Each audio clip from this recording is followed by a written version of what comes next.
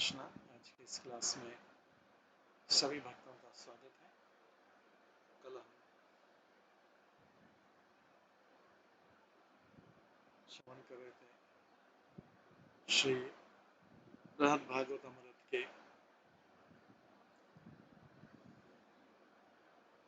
तीसरे अध्याय से। उसको प्रारंभ करने से पहले हम कीर्तन करेंगे। जय राधा माधव कुंज बिहारी, जय गोपी जन वल्लभ गिरिवरधारी, यशोदानंदन भज जनरंजन,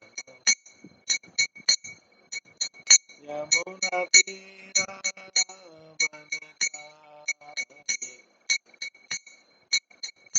जय राधा माधव कुंज बिहारी। हरे कृष्णा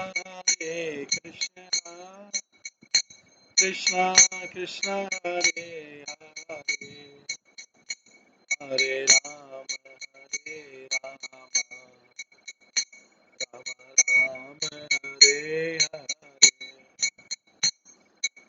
हरे कृष्णा कृष्णा कृष्णा हरे हरे, हरे राम राम राम हरे हरे, हरे कृष्णा कृष्णा कृष्णा हरे हरे, हरे राम राम राम हरे हरे,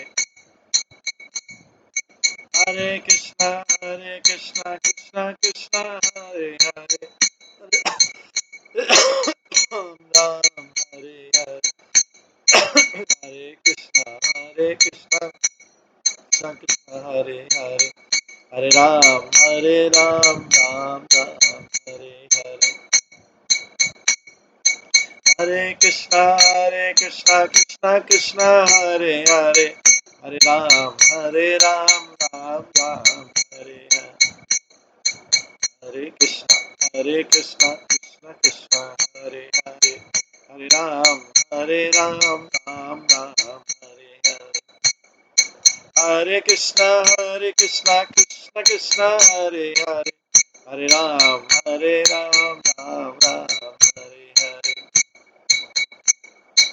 हरे कृष्णा कृष्णा कृष्णा हरे हरे, हरे राम राम हरे हरे, जय राधा गोविंद राधा गोविंद राधे, जय राधा माधव राधा माधव राधे, जय गौरनिताय जय गौरनिताय गौरनिताय जय गौरनिताय, जय जय प्रभुपाद प्रभुपाद प्रभुपाद, जय जय प्रभु, जय गौर हरि बोल हरि बोल हरि बोल, जय गौर हरि। श्री राधा गोविंद देव की जय, श्री जगन्नाथ बलदेव सुभद्रा महारानी की जय, श्री गौर निताय की जय, श्री प्रभुपाद की जय, सभी भक्तगणों की जय।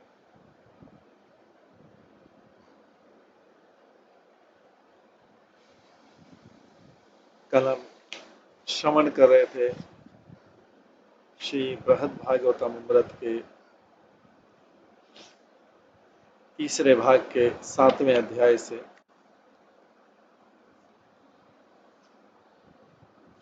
जिसमें कहा गया था कि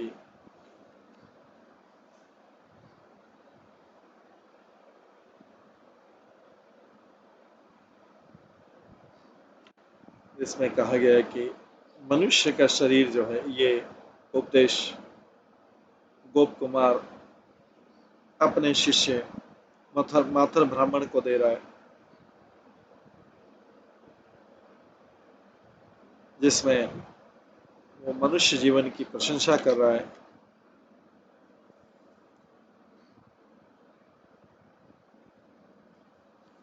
जिसमें कहा गया है ये जो मनुष्य जीवन है पृथ्वी पे, ये सारे जन्मों से श्रेष्ठ है।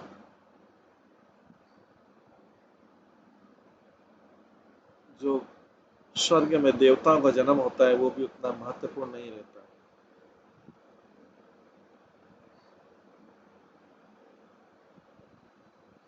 स्वर्ग के लोकों में अति भौतिक सुख सुविधाओं के कारण भक्तों का संग मिलने की संभावना नहीं रहती। मनुष्य जीवन सबसे उचित है भगवत गीता भगवत भक्ति की तरफ आकर्षित है। डेमीगॉड का देवताओं का जीवन मूर्ख व्यक्तियों को अच्छा लगता हो, पर बड़े बड़े व्यक्ति जैसे कि जड़ भरत कभी कभारी हेवनली प्लेन्स करते हैं, क्योंकि डेमीगॉड जो है देवता भी हैं, बहुत ज्यादा इंद्रिय तृप्ति में अपने आप को व्यस्त कर लेते हैं और वो उनके सौभाग्य भी नहीं होता है कि शुद्ध भक्तों की संगति करें।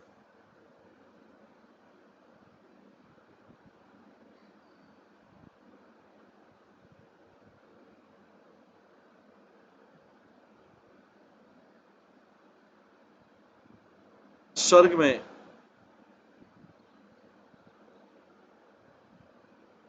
पहुंचने की बजाय जो संत होते हैं, वैष्णव होते हैं, भगवान हरि के बारे में विचार करके सामान्यतः भ्रमण करते हैं तीर्थ स्थानों में, पृथ्वी पे जो तीर्थ स्थान है उस पर भ्रमण करते हैं।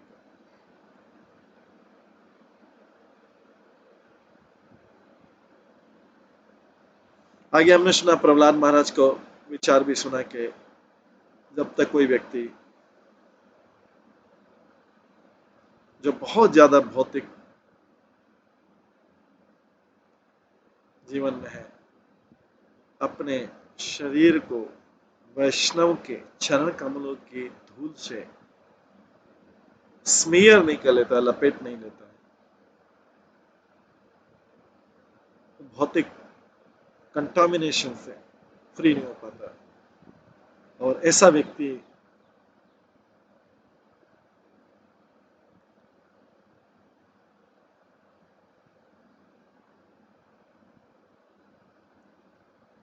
भगवान के चरण कमलों में आसक्त नहीं हो पाता। वो भगवान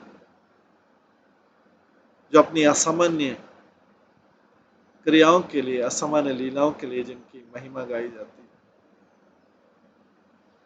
केवल कृष्ण कॉन्शियस बन के ही और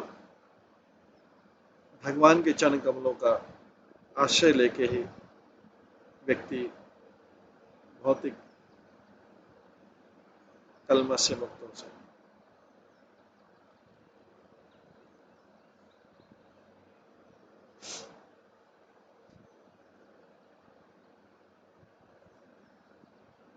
जड़ भरत भी इसी प्रकार का बोलते थे।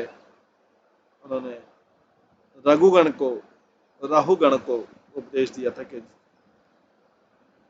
जब तक किसी को अपने शरीर पे भक्त के चरण कमल की धूल को शरीर पे पूरा लगाने के अवसर नहीं मिलता, तब तक व्यक्ति भगवान को नहीं समझ सकता। इस प्रकार से हम देखते हैं कि अलग अलग संतों के वचन, किंग मुचुकंद, जो राजा मुचुकंद है, उसने भी बोला था भावापवर्गो भ्रमतो यदा भवेश जनस्य तरहे अच्युत सत्समागमः सत्संगमो यर तदेव सद्गतो परावरशेतै जायते रति। जब एक भ्रमण करने वाले जीव का भौतिक जीवन का अंत होने लगता है, तो अच्युत वो आपके, जब उसके भौतिक चेतना, भौतिक जीवन का अंत हो, तब वो जाके आपके भक्तों का संग पा पाता है और उसके अंदर तब आपके प्रति भक्ति उत्पन्न होती है।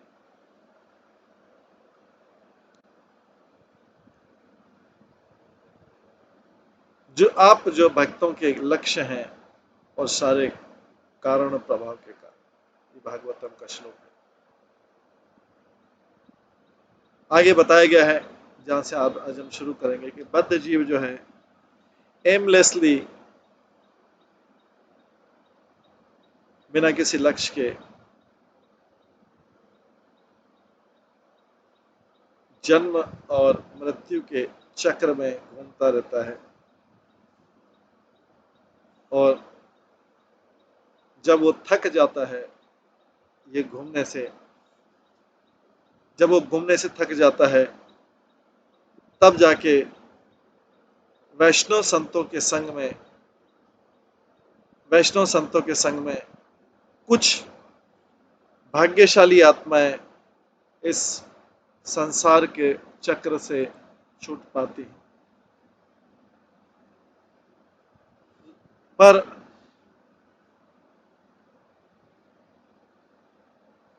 इससे भी ज्यादा कुछ कीमती है, जो है भगवान, जो सुप्रीम कंट्रोलर है, जो सारे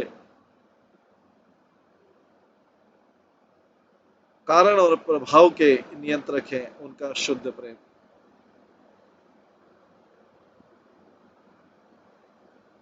और अगर कोई व्यक्ति इतना भाग्यशाली नहीं है भगवान का इंटीमेट लव, अंतरंग प्रेम पा सके, तो एटलीस्ट वे जानते हैं, अगर उसको प्रेम नहीं मिल पाए भगवान का, तो जानते हैं कि वे सीख जाते हैं कि किस प्रकार से आदरपूर्वक उनकी सेवा की जा सकती है।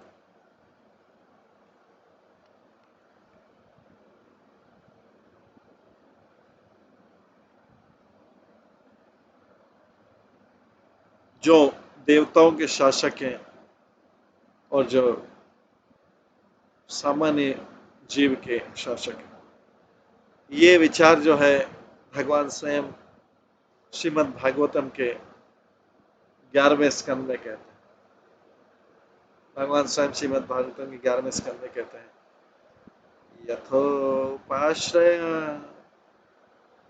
अमानस यथोपाश्रय मानस्य भागवनंतम विभावशम सेतुम भयम तमोपयति साधुन साधुन सम्मस्वेत स तथा। जैसे कोल्ड, शीत, भय और अंधेरा, शीत भय और अंधेरा उसके लिए नष्ट हो जाता है जिसने यज्ञ की अग्नि का शरण ले लिया है, उसी प्रकार से डलनेस, भय और अज्ञानता उस व्यक्ति के लिए खत्म हो जाता है जिसने भगवान के भक्त की शरण ले ली। निमज्जयोन् निमज्जतं घोरे निमज्जतयोन्निमज्जतं घोरे भावावपधु परं मायनम्। निमज्जयो निमज्जतं घोरे भावावपधु परमायनम्। संतो ब्रह्मविदः शान्ता नौर दृढ़े वापसु मज्जितम्। भगवान के जो भक्त हैं, भगवान के परम ज्ञान में फिक्स रखते हैं अपने आप को, जो वास्तव में सबका शरण देने वाला है, और उन उन लोग, सब लोगों के लिए जो बार बार उठते हैं फिर गिरते हैं, फिर गिरते हैं इस भयपूर्ण मटेरियल लाइफ में, भौतिक जगत के सागर में, भाव सागर में जो बार बार गिरते हैं,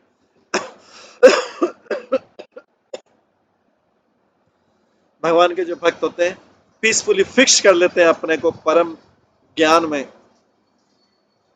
उस परम ज्ञान में जो अल्टीमेट शेल्टर है, उन लोगों के लिए जो बार बार इस भव सागर में ऊपर नीचे गिरते उठते रहते। भगवान के जो भक्त हैं वो नाव के समान हैं। ये उस व्यक्ति को, भगवान के भक्त जो नाव के समान है, उस डूबते व्यक्ति को बचा सकते हैं जो इस भाव सागर में अभी बचने की जिसकी कोई गुंजाइश नहीं।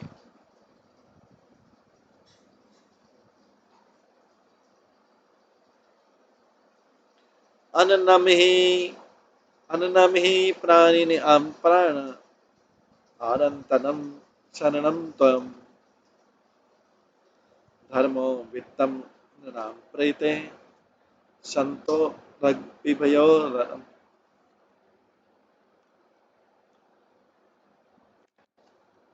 जैसे भोजन जो है ये सारे जीवों का प्राण है, उसी प्रकार से मैं जो अल्टीमेट शेल्टर में जो परम शरण देने वाला हूं, मैं इस संसार में सारे दुखी लोगों के लिए आश्रय। और जैसे धर्म जो है, धर्म उन लोगों का धन है, धर्म उन लोगों का धन है जो इस जगत से जा रहे हैं। मेरे भक्त जो हैं उन लोगों के शरण देने वाले हैं जो इस भौतिक जगत की बद्ध जीवन की भयपूर्ण सागर में दुख पा रहे हैं। संतो दिशंति चक्षुमत संतो दिशंति चक्षुमसि बहिर आरकः समुत्रः देवता बांधव संतः संत आत्महम एव च। मेरे भक्त जो हैं उनके पास वो दिव्य चक्षु प्रदान करते हैं। मेरे भक्त सबको दिव्य चक्षु प्रदान करते हैं। सन जो है, सूर्य तो केवल बाहरी दृष्टि प्रोवाइड करता है जब आकाश में उदय होता है, लेकिन मेरे भक्त जो हैं वो मेरे भक्त जो हैं रियल वर्शिपेबल डीटीज है और मेरी रियल फैमिली है। भगवान बोलते हैं मेरा परिवार मेरे भक्त हैं, और मेरे भक्त जो है मेरे लिए रियल वर्शिपेबल डीटीज है, वही मेरे लिए विग्रह है। ये वो लोग हैं जो अपने आप में रहते हैं और अल्टीमेटली वो मेरे से अभिन्न है। ये भगवान अपने भक्तों की स्वयं प्रशंसा कर। जैसे अग्नि को पास जाके व्यक्ति अग्नि के पास जाके अंधेरे से मुक्ति पा सकता है, सर्प के भय से मुक्ति पा सकता है, और जंगली पशुओं से भय से रिलीफ पा सकता है अग्नि से। इसी प्रकार से शुद्ध भक्त को, शुद्ध वैष्णव को अप्रोच करके कोई व्यक्ति इस भौतिक जगत के अंधकार से और इस भय से कि मेरा भविष्य में क्या होगा, और भगवान की सेवा को भूलने वाली तरीके से इससे मुक्ति पा सकता है। ये जो फॉरगेटफुलनेस है, ये भगवान की जो सेवा की भूल है, ये ही भौतिक जगत में अज्ञान और भय का कारण। भौतिक जगत में भगवान को भूलना, भगवान की सेवा को भूलना सतत सेवा है। जो जो जीव का कर्तव्य के सतत सेवा, निरंतर सेवा, उसको भूल जाना ही भौतिक जगत में भय और अज्ञान का कारण। इस प्रकार से ये अलग अलग ग्रंथों से ये लिए गए श्लोक हैं, और श्रीमद् भागवत में भी 11वें स्कंद में श्लोक है। इसमें जो उप शब्द यूज किया गया, यथो उपाश्रया मानसया, यथा उपाश्रय मानसया, बताता है कि ये विचार बताता है कि दूरी से कैसे जाया जा सकता है, दूरी से पास। ये सूचित करता है कि व्यक्ति ब्लेसिंग्स, अगर उसको व्यक्ति को वैष्णव की ब्लेसिंग मिल जाए उनकी सेवा करके, इस होता है कि one can gain the blessings of Vaishnav by serving them even in separation. विरह में भी कोई व्यक्ति उससे अलग है तो भी वो भगवान की सेवा कर, वो वैष्णव की सेवा कर सकता है।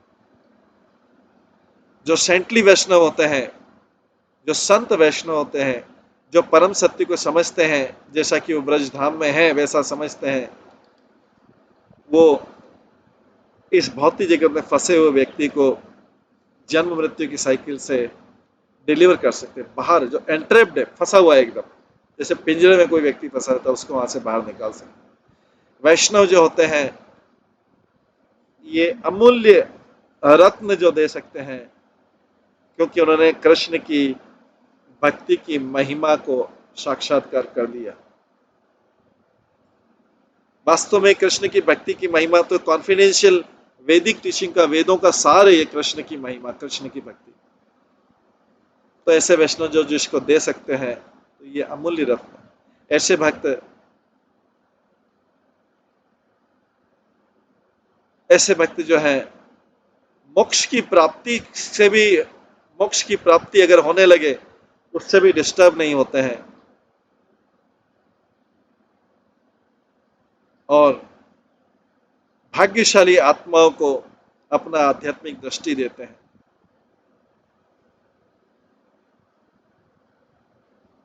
ये देखिए सूर्य से भी बड़े हैं भक्त, क्योंकि सूर्य तो केवल बाहरी दृष्टि देता है किसी चीज को देखने के लिए, लेकिन जो वैष्णव होते हैं दिव्य दृष्टि देते हैं, दिव्य चक्षु देते हैं, जिसके व्यक्ति भगवान को समझते हैं।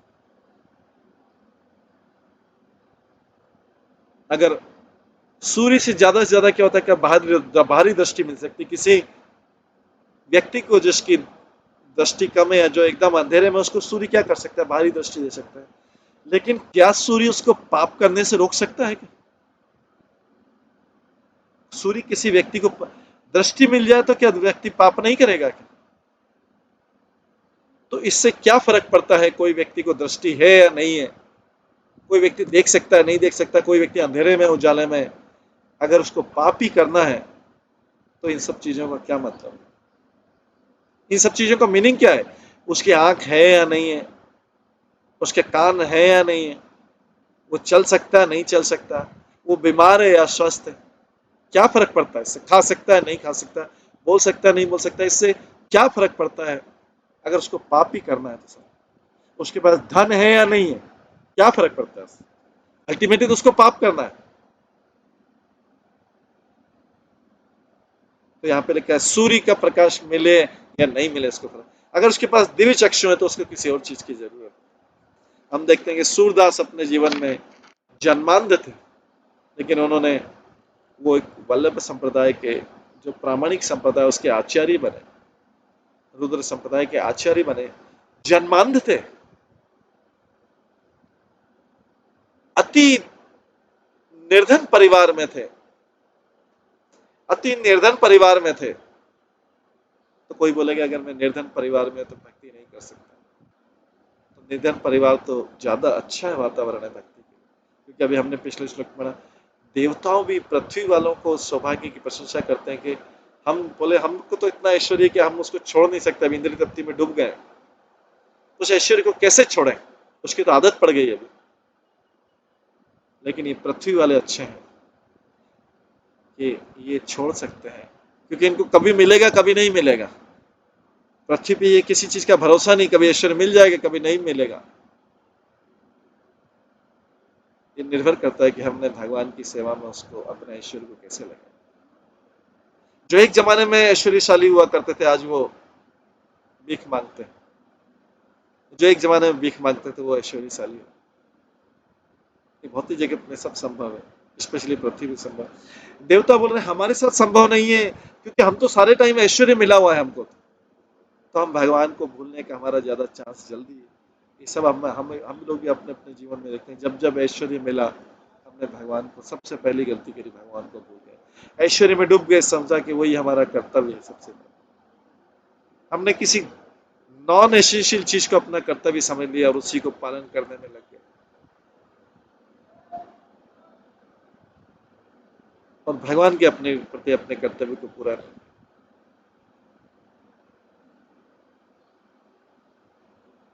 अनावश्यक कर्तव्य बना लिए थे,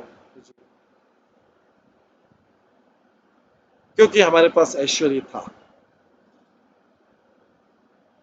जब व्यक्ति के पास ऐश्वर्य हट जाता है तो अनावश्यक सारी चीजें हट जाती है, अपने आप संबंधी ये वो सब हट जाते हैं, अपने छट सब छट छट के व्यक्ति के पास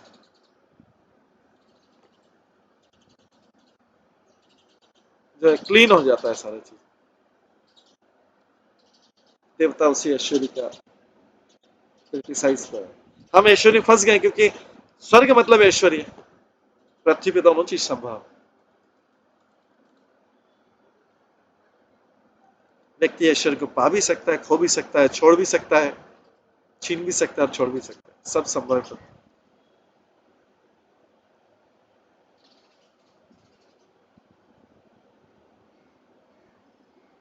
तो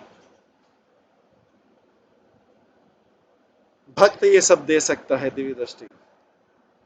तो भक्त की सारी महिमा की गिनती करने की बजाय, कि जो कि असंभव है, भक्त की सारी महिमाओं की गिनती करना असंभव है,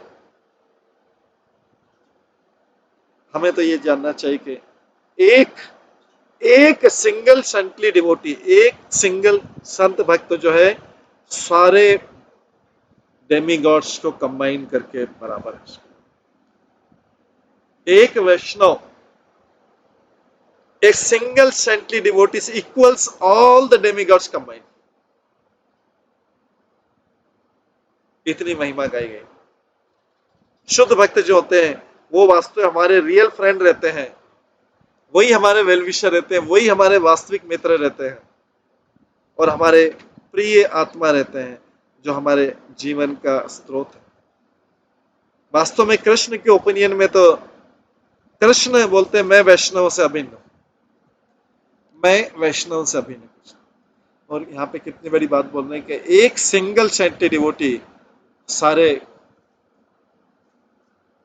डेमी गॉड्स को कंबाइन।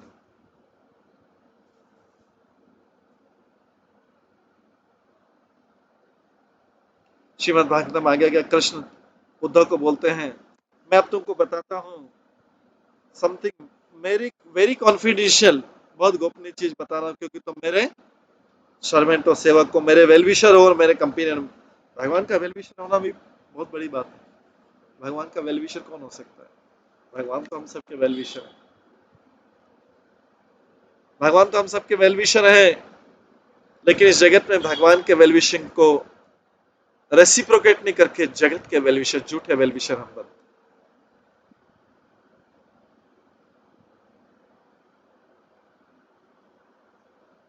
इस जगत के झूठे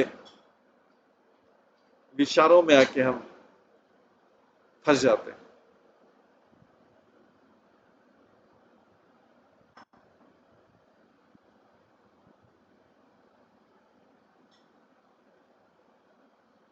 तो मैं तुमको एक कॉन्फिडेंशियल चीज बता रहा हूं, तुम क्योंकि तुम मेरे वेलविशर हो, मेरे साथी हो और मेरे सेवक हो।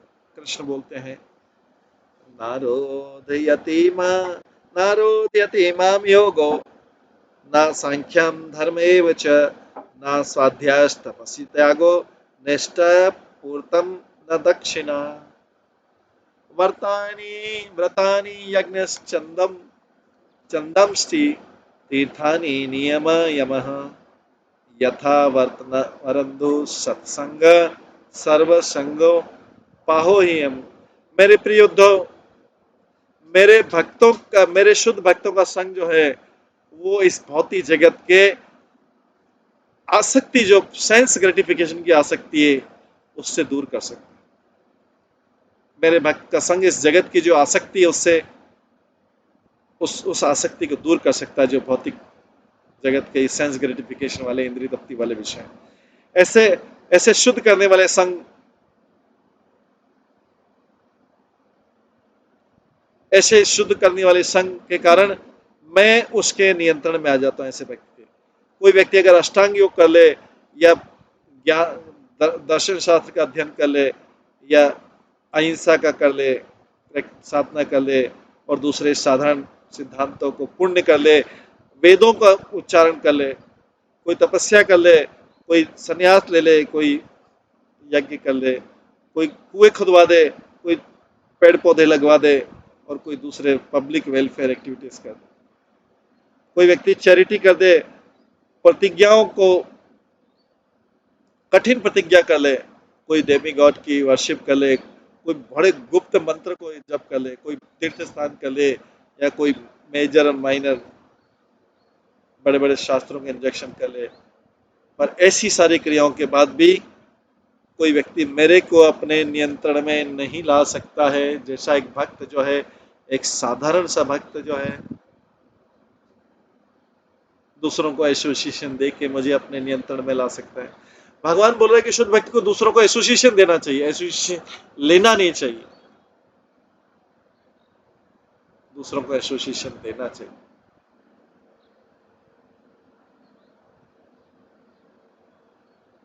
अगर कोई व्यक्ति दूसरों से एसोसिएशन या संग ले लेता है तो भगवान ने जो उस व्यक्ति को तैयार किया, जो उसको जन्म दिया, उसका जन्म तो बेकार हो गया, क्योंकि भगवान ने तो इतनी आशा के साथ में उसको तैयार किया था कि भक्त बनेगा और दूसरों को संग देगा, लेकिन वो अगर पूरा संग लेके डिस्ट्रॉय हो गया। हम सब जीवों की वही स्थिति है कि हम गलत संग पाके सब पतित हो गए, गलत संग पाके पतित हो गए, और फिर से बाहर निकलने का प्रयास कर रहे हैं कि हमने ऐसा संग क्यों पाया।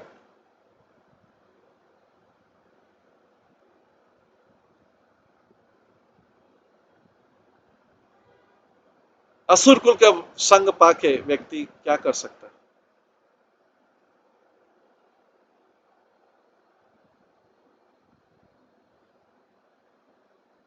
तो यहाँ पे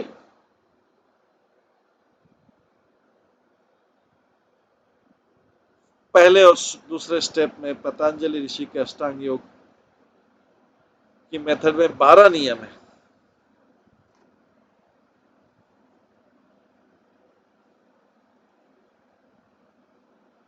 12 नियम है और 12 यम है। तो नियम मतलब होता है माइनर रेगुलेशन और यम मतलब होता है मेजर रेगुलेशन। ये यम और नियम में अंतर है। यम यम मतलब होता है मेजर, बड़े रेगुलेशन, और नियम मतलब होता है माइनर रेगुलेशन, छोटे छोटे विधि विधान। यम मतलब होता है बड़े विधि विधान। कृष्ण जो है उद्धव को ये बता रहे हैं पतंजलि में अष्टांग योग में जो 12 नियम और 12 यम है। तो देखते हैं हम नियम कौन से, यम कौन से हैं। अहिंसा सत्यम अष्टेयम अष्टांगो हरिर असंचयत आस्तिकीयम ब्रह्मचर्यम च मौनम स्त्रियम मौनम स्त्रियम कशाम भयम शौचम जपस तपोहोम श्रद्धादितम मद अर्चनम तीर्था तीर्थातम अंतम परार्थेन तुष्टिर आचार्य सेवनम एते यम सनियम उभयोर द्वादश स्मृतः पुंसम उपासितस्तत् यथा कामम दुहन्ति ही। ये यमो नियम। तो अहिंसा, सत्यता, दूसरों की प्रॉपर्टी को छीनने की या चोरी करने की इच्छा नहीं करना, विरक्ति, नम्रता, पॉजिटिवनेस से, अपनत्व की भावना से स्वतंत्रता, धर्म के सिद्धांत पे विश्वास, ब्रह्मचर्य, मौन, स्थिरता, क्षमाशीलता, भय रहिता, ये 12 प्राइमरी डिसिप्लिन प्रिंसिपल है।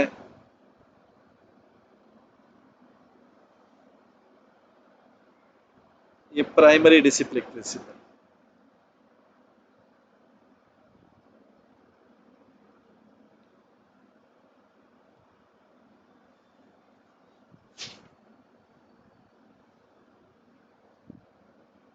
तो 12 नियम है और 12 यम है।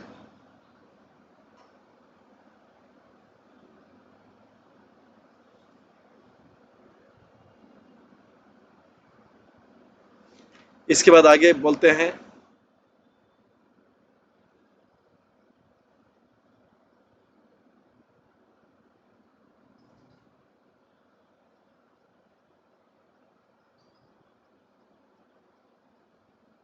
इंटरनल क्लीनिनेस, आंतरिक स्वच्छता, हृदय की स्वच्छता। असत्यता, छल कपट, चीटिंग प्रोपेंसिटी, ये सब जो है इंटरनल डर्टी चीज है।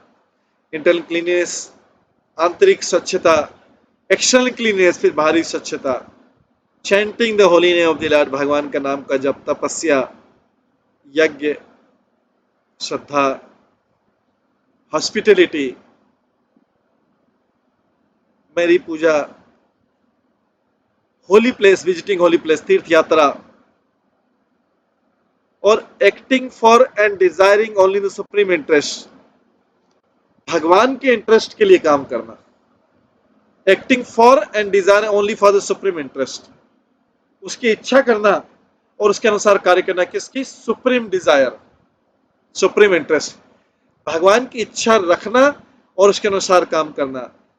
आत्मसंतुष्टि और गुरु की सेवा, ये जो है 12 तत्व हैं, रेगुलर प्रेस्क्राइब ड्यूटीज। ये जो 24 प्रिंसिपल हैं, ये सारे सारे वरदान दे सकते हैं उन व्यक्ति को जो इसको लग गए हैं, इसको कल्टीवेट करने में, इसको विकसित करने में। बहुत इंपॉर्टेंट सिद्धांत, इसमें सब कुछ कवर हो जाता है। ये श्रीमद् भागवतम के 11वें स्कंद के 19वें अध्याय के 33 से 35 श्लोक। इसमें से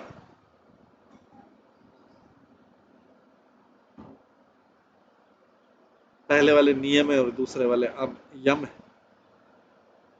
यम बड़े वाले हैं, नियम छोटे वाले।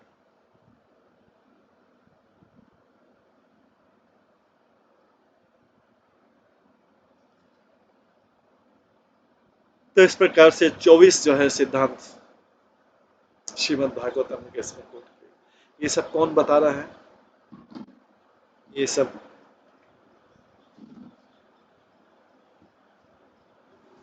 गोप कुमार अपने शिष्य ब्राह्मण को बता रहा है। तो गुरु का एक कर्तव्य कि शिष्य को सही चीज बताए वो।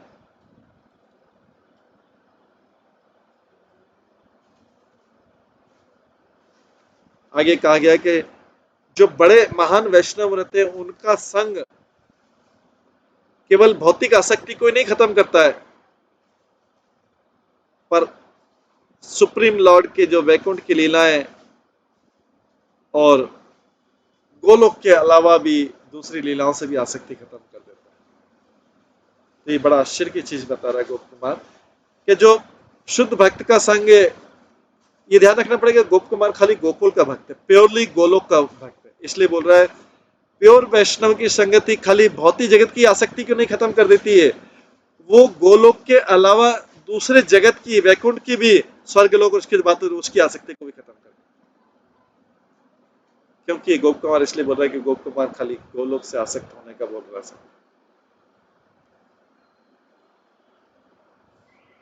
भगवान के वैष्णव भक्त से डायरेक्ट कांटेक्ट की शक्ति क्या है?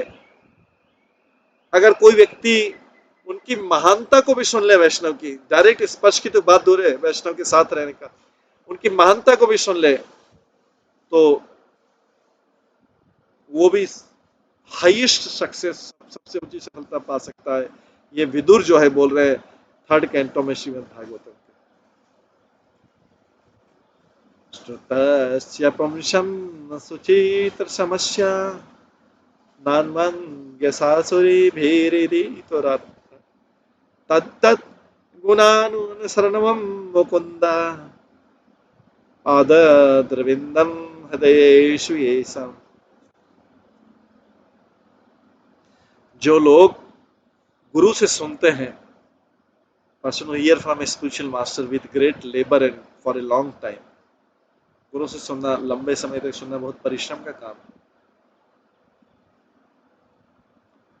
व्यक्ति गुरु को देखना तो चाहता, दर्शन करना चाहता, लेकिन उनके सुनना जो है उसके बस की बात नहीं, तो उसमें काफी तपस्या रहती, कंटिन्यूस।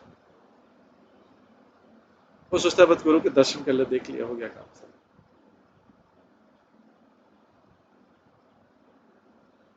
जो लोग गुरु से सुनते हैं with great labour and for a long time, दोनों चीज लिखी, बहुत परिश्रम करने के बाद, और बैठना भी नहीं, उसमें मन लगाना ही नहीं, उसको समझ के याद रखना।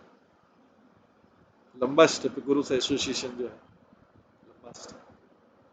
हम सामान्य व्यक्ति क्या समझते हैं, गुरु के दर्शन हो गए बस हो गया एसोसिएशन, या गुरु के साथ हमने कुछ एक दो पिक्चर देख ली। यहाँ पे बोला गया जो लोग गुरु से सुनते हैं विद ग्रेट लेबर, बहुत परिश्रम का काम है सुनना, फिर उसको समझना, फिर उसको याद रखना, और फिर उसको इम्प्लीमेंट करना, गुरु के इंस्ट्रक्शन।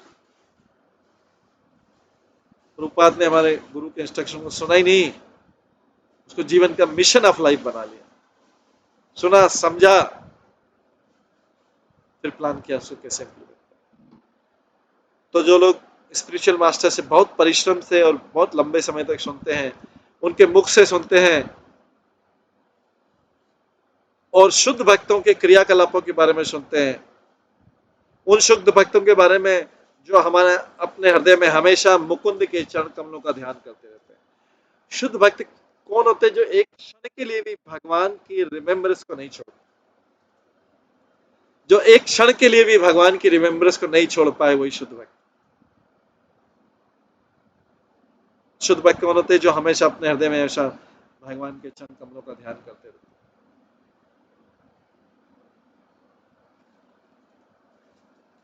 चौथे स्कंद में ध्रुव महाराज इसी प्रकार का स्टेटमेंट बता, याने व्रतेस्तनु व्रतम तव पाद पद्म ध्यानाद् भवेज जन कथा शवमेन वास्यात् सा ब्रह्मन्ति स महिमनि अपि नाथ महाभूत किं वा अंताक्षी लोलेत पतदम विमान।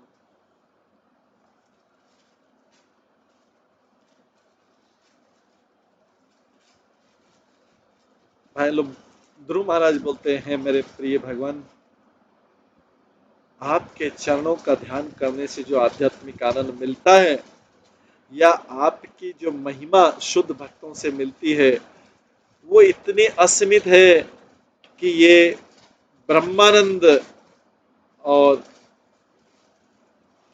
जगत के दूसरे सुख से कई गुना ज्यादा है। ब्रह्मानंद तो आध्यात्मिक आनंद के सामने पराजित हो जाता है, वो आध्यात्मिक आनंद जो भक्ति से मिलता है,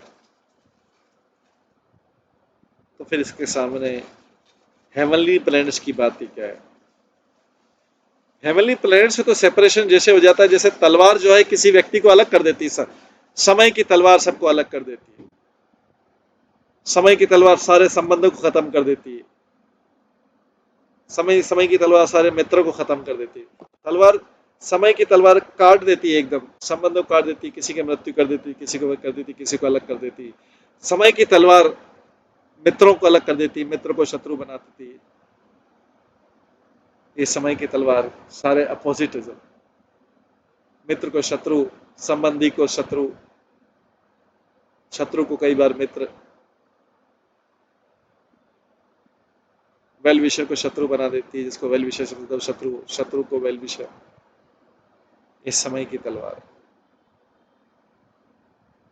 ये सारी चीजें सेपरेटिंग शॉर्ट ऑफ टाइम से, समय की तलवार से सब चीजें सेपरेट हो जाती।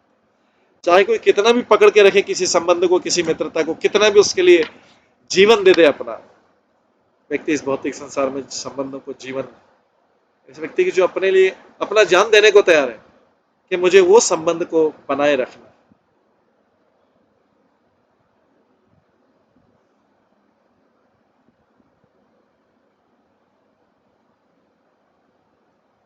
व्यक्ति जो है कई बार अपने संबंधों के लिए इस भौतिक जगत में एक संबंध को बनाने के लिए अपने सारे दूसरे संबंध त्याग देता है, एक संबंध के लिए पागल हो जाता है।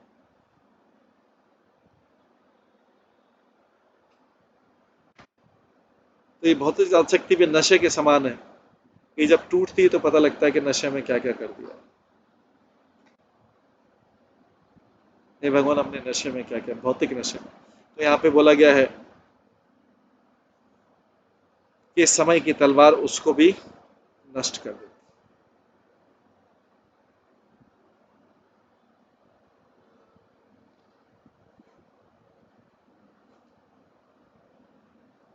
हालांकि कोई व्यक्ति स्वर्ग लोक में भी चले जाए, लेकिन वो भी समय की तलवार के सामने नीचे गिर जाएगा कुछ समय बाद।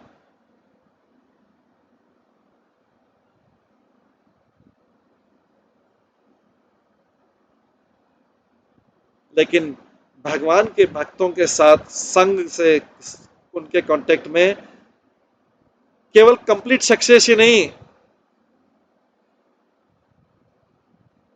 पर परफेक्शन भी प्राप्त हो सकता है। समय लग सकता है, लेकिन केवल कंप्लीट सक्सेस इस लाइफ में गारंटीड नहीं है भक्तों के, भगवान के भक्तों के संग से, बट इवन भक्तों के संग से परफेक्शन भी, इनफ परफेक्शन भी गारंटीड है। ये ध्रुव महाराज कहते हैं, क्योंकि ध्रुव महाराज को कुछ टाइम के लिए नारद मुनि का संग मिला था, रास्ते में मिले थे नारद मुनि के लिए। ध्रुव महाराज आगे कहते हैं, तेना स्मरन्ति अतितारं प्रियमीशमात्यं ये चाय ये चान्मदः सुहृदग्रह वित्तदार ये त्वब्जनाभ भवदीया पदारविंद सौगंध्यत लभुदा तदयेषु कृता प्रसंग। हे भगवान पद्मनाभ, भगवान मतलब जिसकी लोटस नेवल है, पद्मनाभ भगवान, अगर एक व्यक्ति, अगर कोई व्यक्ति उस व्यक्ति के साथ संग पाले जिसका हृदय केवल केवल आपके लिए धड़कता रहता है, और जिसके हृदय आपके चरण कमलों की फ्रेग्रेंस के लिए करता रहता है, वो कभी भी भौतिक शरीर से आसक्त नहीं होगा, और न भौतिक संबंधों से आसक्ति होगा, न संतान से आसक्ति होगा, न मित्रों से आसक्त होगा, न घर से आसक्त होगा, न धन से आसक्त होगा, न पत्नी से आसक्त होगा। ये जो लोग हैं मटेरियलिस्टिक पर्सन को बहुत प्रिय है। मटेरियलिस्टिक पर्सन जो उसमें फंसा रहता है और बाद में धोखा खाता है, उनको ये सारी चीजें प्रिय हो सकती है। भौतिक शरीर प्रिय हो सकता है, उससे आसक्ति हो सकती है, बॉडीली रिलेशनशिप, शरीर से संबंधित आसक्ति हो सकती है, ऑफस्प्रिंग संतान से आसक्ति हो सकती है, फ्रेंड्स मित्र से आसक्ति हो सकती है, होम घर से आसक्ति हो सकती है, वेल्थ धन से आसक्ति हो सकती है, और सुता पत्नी से आसक्ति होती है। ये उन लोगों की होती है जो मटेरियलिस्टिक लोगों के फ्रेंड हैं। जो लोग very very dear to materialistic person है, उन लोगों को इसमें आसक्ति हो सकती है। वास्तव में तो जो आध्यात्मिक व्यक्ति जिसको भगवान के चरण कमलों से आसक्ति होती, he does not care for them, उन लोगों की चिंता ही नहीं करता, क्योंकि पता है कि इस संबंधों, सब संबंधों में चीटिंग है, झूठ है, इसमें चीटिंग है, इसमें केवल और व्यक्ति नीचे ही गिरेगा, पता नहीं होगा। और ये व्यक्ति, सारे व्यक्ति अपने जीवन तक अनुभव करते हैं, संसार का अनुभव करते हैं, लेकिन अनफॉर्चुनेटली सब लोग जीवन के अंत में अनुभव करते हैं। हालांकि भगवान के भक्त हमेशा उपदेश देते रहते कि बाद में धोखा खाओगे,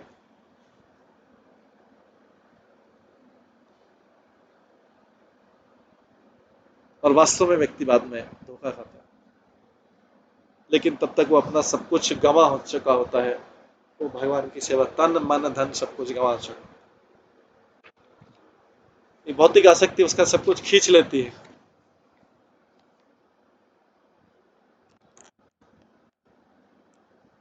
और वो स्वयं के लिए कुछ नहीं कर पाता, क्योंकि संसार में, भौतिक संसार में सबका अपना अपना स्वार्थ है, तो जो जितना खींच सकता है वो खींच लेता है।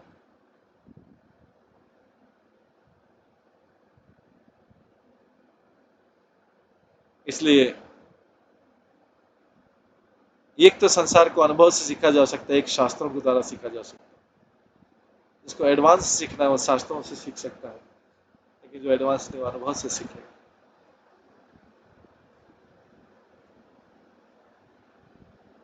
इस भौतिक जगत की आसक्ति व्यक्ति को पूरा एक्सप्लॉयटेशन हो जाता है।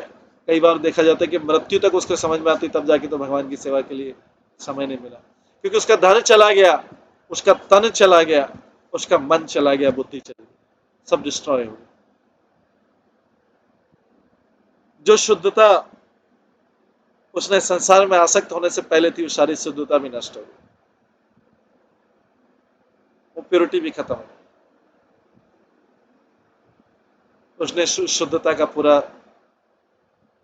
उपयोग इस भौतिक जगत में कर लिया।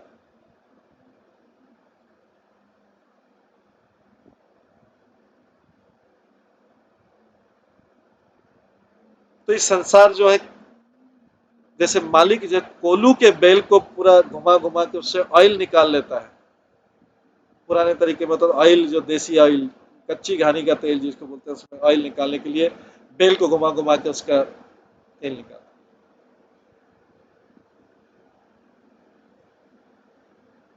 तो इस तरीके से व्यक्ति इस भौतिक संसार में अपना पूरा तेल निकाल लेता है भगवान की सेवा करने के लिए।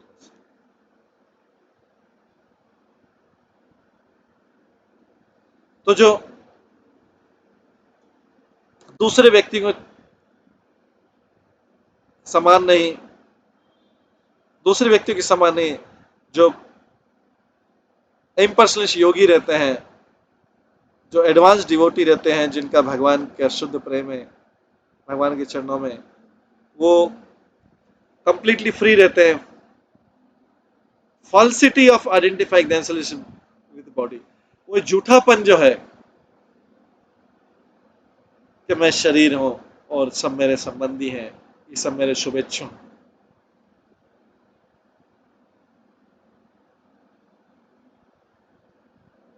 ये सब मेरा शुभ रखने वाला,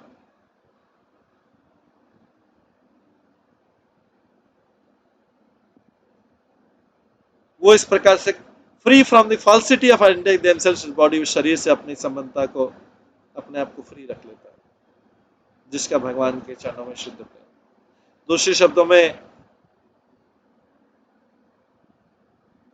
भगवान विष्णु का जो हंस अवतार है, वो भागवतम में 11वें स्कंद के 13वें अध्याय के 36 श्लोक में बोलता है, देहम च नश्वरम अवस्थितमुत्थितं वा सिद्धो न पश्यति यतो ध्यायगमत् स्वरूपम् द्वेदपेतं मथ देववशादुपेतं वासो यथा परिहितं मदिरा मंदिर।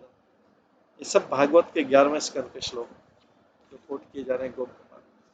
जैसे एक ड्रंकन मैन रहता है, क्या, नशे वाला, वासो यथा परिहितम मदिरा मदांध, जो मदिरा में मदान दे, मतलब जैसे एक ड्रंकन मैन रहता है, इंटॉक्सिकेट रहता है, नोटिस नहीं कर पाता है वो कपड़े पहने या नहीं पहने, कोट पहना है या शर्ट पहना है, ये भी नहीं, क्योंकि नशे में।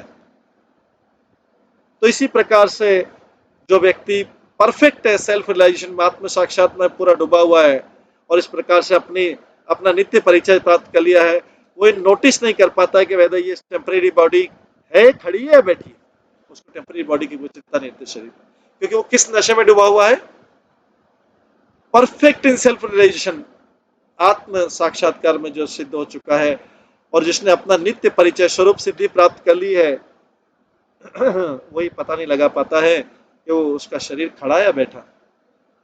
वास्तव में भगवान की इच्छा से, अगर भगवान की इच्छा से वो बॉडी फिनिश हो जाती है, या भगवान की इच्छा से उसको नया शरीर प्राप्त होता है, तो एक जो आत्म साक्षात्कार व्यक्ति है, वो उसको ये भी नहीं पता लगता कि उसको नया शरीर मिल गया है, क्योंकि जैसे एक ड्रंकन मैन रहता है, वो doesn't notice the situation of his outward dress, वो अपनी बाहरी ड्रेस क्या है उसको पता नहीं लगता, कोट पहना है या शर्ट पहना।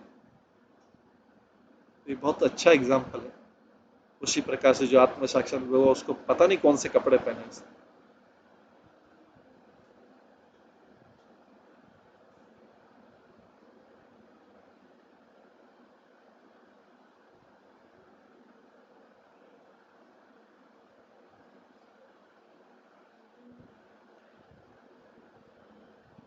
और इसी तरीके से कोई व्यक्ति जो भौतिक आसक्ति के नशे में डूबा हुआ है,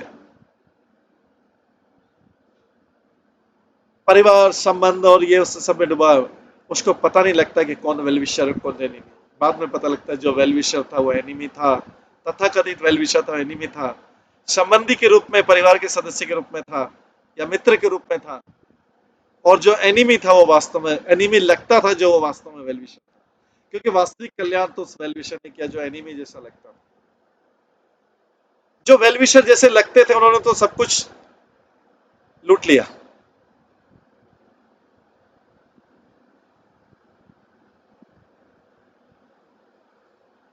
और अपना स्वार्थ सिद्धि कर लिया। तो ड्रंक शराब से भी हो सकता है, भौतिक आसक्ति भी ड्रंकन स्टेट है, और आध्यात्मिक आसक्ति भी ड्रंकन स्टेट है, तीनों ड्रंक वाली स्थिति। भौतिक आसक्ति में ऐश्वर्य में डूबा हुआ व्यक्ति, या संबंधी परिवार की आसक्ति में डूबा हुआ व्यक्ति, या बल में डूबा हुआ व्यक्ति। भौतिक जगत के भी आसक्तियां अलग अलग है और उसका नशा अलग। असली ज्ञान तो तब होता है जब व्यक्ति का नशा टूटता है, जब वो सब कुछ गंवा बैठता है और उसके पास रिग्रेट करने के अलावा कुछ नहीं रास्ता रह जाता कि मैंने ये क्यों किया, ये गलती क्यों की, ये गलती क्यों की, ये गलती क्यों की, ये गलती।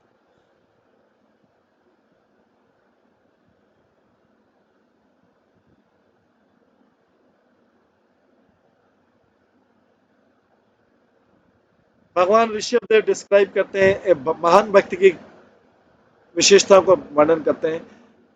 महांतस्ते सन चित्त प्रशांता निमन्यव सुहृद साधवो। ये जो महात्मा रहते हैं वो इक्विपॉइज रहते हैं, उनकी किसी व्यक्ति से बहुत ज्यादा आसक्ति नहीं रहती, किसी से और किसी से बहुत ज्यादा द्वेष नहीं रहता। व्यक्ति सारे पाप ये दोनों प्रकार के उससे करता है, किसी से बहुत ज्यादा आसक्ति है उसके लिए पाप कर रहा है, किसी से बहुत ज्यादा द्वेष है उसके लिए विद्रोह कर रहा है, पाप कर रहा है।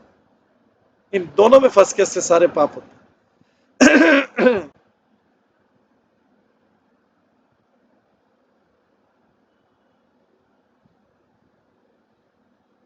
जो महात्मा रहते हैं, इक्विपॉइज रहते हैं, वे इसमें डिफरेंस नहीं करते कि कोई एक जीव उनसे संबंधित है, शारीरिक या रक्त से संबंधित है, ब्लड रिलेशनशिप या बॉडी रिलेशनशिप से संबंधित है, और दूसरा उनके बॉडी रिलेशनशिप या रक्त शारीरिक संबंध या रक्त संबंध से। वे लोग बहुत पीसफुल इसलिए रहते हैं कि दोनों में से किसी भी एक्सट्रीम पे नहीं जा रहे हो और केवल भक्ति में केंद्रित रहते हैं, सेवा में केंद्रित रहते हैं। इसलिए वो डिवाइड ऑफ एंगर, क्योंकि उनको किसी से जब बहुत ज्यादा वो नहीं है तो उनको उसके छीनने का डर नहीं, और किसी के नुकसान, किसी के साथ द्वेष करके, क्योंकि जिससे द्वेष करते हैं उसका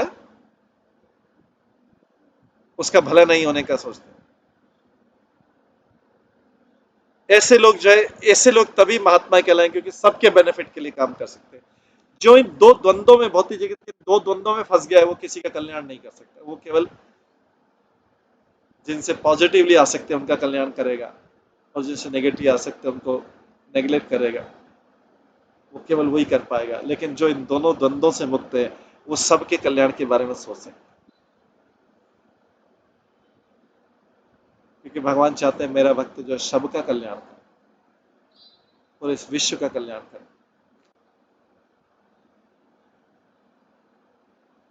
और ऐसे व्यक्ति जो है एबामिनेबल वे, मतलब घृणित तरीके से कार्य नहीं करते, क्योंकि जो आसक्त व्यक्ति कई बार बहुत घृणित तरीके से काम करता है कि किस लेवल तक वो आसक्ति कर सकता है कि वो व्यक्ति का दूसरे का ब्लड ले सकता है, दूसरे का फ्लैश ले सकता है,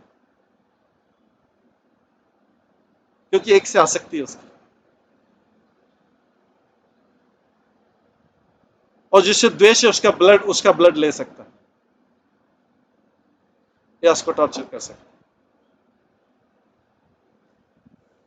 तो यहाँ पे they do not behave in abominable way, वो इस घृणित तरीके से, सबसे निम्न तरीके से कार्य नहीं कर सकते, क्योंकि दोनों द्वंद्वों में नहीं फंसे हुए।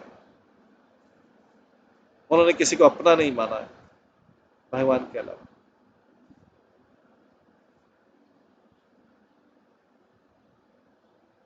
इस प्रकार से हम देख सकते हैं कि गोप कुमारी ये सब फिलोसॉफिकल, वो भागवतम से लेकर के, भागवतम बहुत पहले की लिखी हुई, ये तो गोप कुमार की कथा जो है, ये तो भागवतम में कई बार चुकी, तो ये मुख्यतः ग्रंथ 11वें स्कंद से लिए गए हैं, आगे भी है। तो इस प्रकार के ज्ञान ये किसको दे रहा है?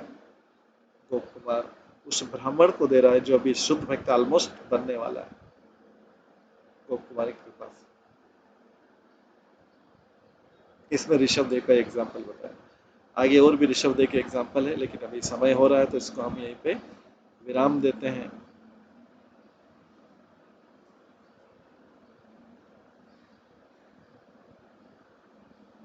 सभी भक्तों का बहुत बहुत धन्यवाद। सभी भक्तों के लिए एक बार हरे कृष्ण महामंत्र का जप करते हैं, ये हम कंटिन्यू रखेंगे। अभी इसमें यहीं पे विराम देते हैं। अभी गोप कुमार गोकुल गोलोक वृंदावन में है और फिर गोकुल में आ गया नीचे हो, क्योंकि गोलोक वृंदावन और गोकुल एक जैसे। आज इसको यहीं पे विराम देते हैं, समाप्त करते हैं।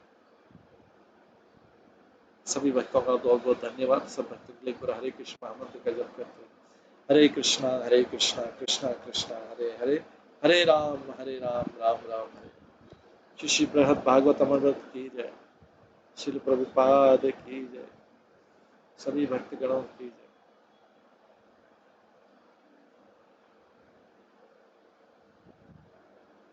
हरे कृष्ण।